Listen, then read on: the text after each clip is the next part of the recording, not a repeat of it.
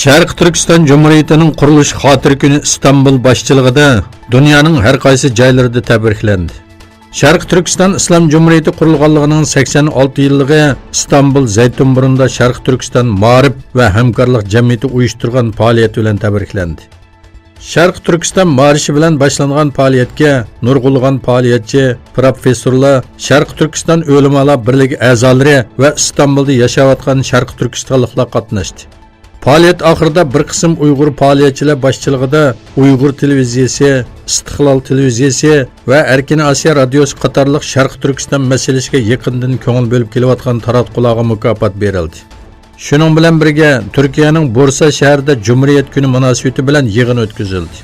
Yig'inda Uyg'urlarning navbatdagi vaziyati va Xitoy ishg'oli tanishtirildi. İstanbul Fatih'ta Uyg'ur sodigar Samat Erkinning o'ltirilishiga chetishlik 3 gumondor Suriyaga qechish oldida soqchilarning qo'liga tushdi. Tunji so'roqda gumondorlarning hujumni Qirg'izistondagi bir ilm berim masalasi sababli epag'anligini, vaqada qo'llangan avtomobilni bo'lsa, Fandikda bir yerga yo'shirib qo'yganligini aytganligi bildirildi. Shuning bilan birga Samat Erkinning o'limi Qirg'iziston va O'zbekiston taratqulardimi diqqatni tortdi.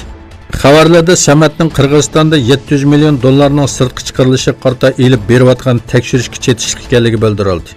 Biz egallagan ahvollarda Samatning Sharq Turkistondan Qirg'izistonga, u yerdan Turkiyaga 700 ming dollar yutkiganligi o'ttirg'i chiqqan edi.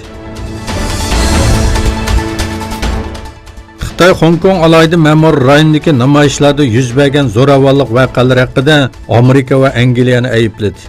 Janubiy Xitoy shahar gazetining xabar qilishicha, Xitoy Tashqi ishlar ministrligining bayonotchisi Geng Shuang Washington va Londonning Hong Kongdagi namoyishlar jarayonida yuz bergan zo'ravonlik voqealariga qarta andishlarini bildirganligini tanqidlab, soxta haqqoniyat chaqiriqlari ularning qo'sh o'lchamlari va yomon niyatlarini o'tirg'i qo'ydi dedi. Hong Kongda yozdan buyon davomlashayotgan namoyishlarda yaqinqi bir necha haftadan buyon namoyishlar bilan soqchilar o'tirisidagi to'qinishlar kuchaymoqda. Rossiya qonunsiz yutib olgan Qrimda 6 nafar tatar 7 yillikdan 19 yilgacha bo'g'an qamoq jazosiga hukm qilindi. Rossiyaning Rostov-na-Don shahridagi harbiy sudda sotlangan deloda 6 Qrim tatari terrorlik tashkiloti a'zosi deb ayblandi. Sud mahkamasining qaroriga asoslanganda Qrimning Yalta rayonidan Muslim Aliyev 19 yillik, Anvar Bakirov 18 yillik, Amir Husayn Koko 12 yillik, Vadim Suruk 12 yillik, Rafat Alimov 8 yillik va Arsen Jabbarov 7 yillik qamoq jazosiga hukm qilingan.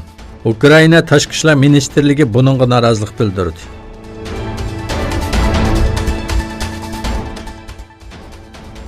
Amerika prezidenti Donald Trump New York iqtisod klubida so'z qilganda Yevropa ittifoqi va Xitoyni tanqid qildi.